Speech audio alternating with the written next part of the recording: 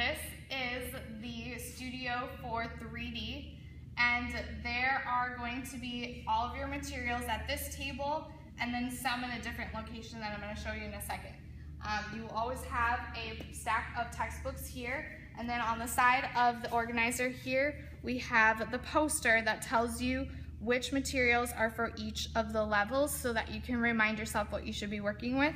And level 1 is going to be tag board, level 2 chipboard, level 3 is origami, and level 4 is foam board.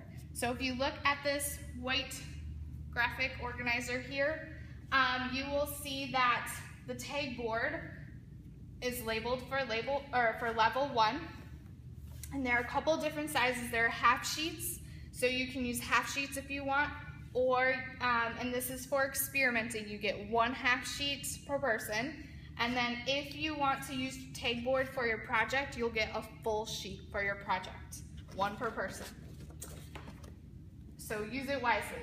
Any scrap pieces of paper that you get from tag board are gonna go in this bin up here, and there are already scrap pieces of paper in here. So if you need more paper to use, you can use the paper that's in here for your tag board experimenting or project. This is going to be compass tools for any of the levels that you are working at. So we have compass tools in here that you can use for any of the levels. This is going to be origami test paper for level 3, origami final paper for your project, foam board for level 4, and then any of the materials over here can be used for any of the levels. So we have a magazine here that talks about sculptures. We have some different rolls that you can use for your sculptures if you want. Aluminum foil, plastic wrap, wax paper, more plastic wrap, masking tape, and then this is going to be a really heavy duty packaging tape that if you're interested in using it, I can let you know how to use that. And we also have 1 pair of cardboard cutting scissors, so please make sure that we do not lose those and that those go back down here at the end of the class period there.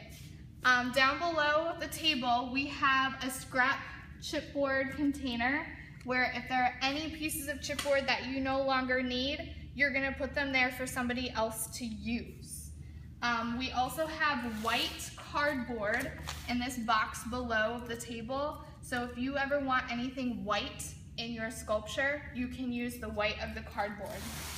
On this side of the table, we have different kinds of tape where you have duct tape, scotch tape, book tape, and just regular scotch tape again too, with a picture of where those go and how many should be there. On this side we have a big recycling bin. Anything that's really, really small that you don't need, that nobody else will want, is going to go in here. This is going to be our rotary cutter. To use this, you are going to slide your piece of chipboard in so that it's straight up against this ruler over here. Then you're going to take the rotary cutter and you're always cutting to the left, never to the right. You push it down and then you cut it, slide it back down, put something else in to cut it again. And then over here we have our tools cabinet that has scissors for you to use, box cutters, X-Acto blades, rulers, Sharpies, and then down below we have a drawer of yardsticks, a drawer of hot glue mats, so you will always use this to hot glue on. We have hot glue guns and hot glue sticks. You'll notice that there are different sizes for the different size hot glue guns. And then on the bottom we have extra blue cutting mats for if you need more at your table.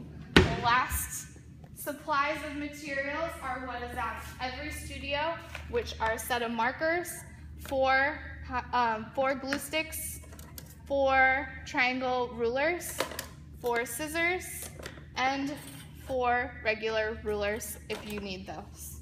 And that is the 3D studio.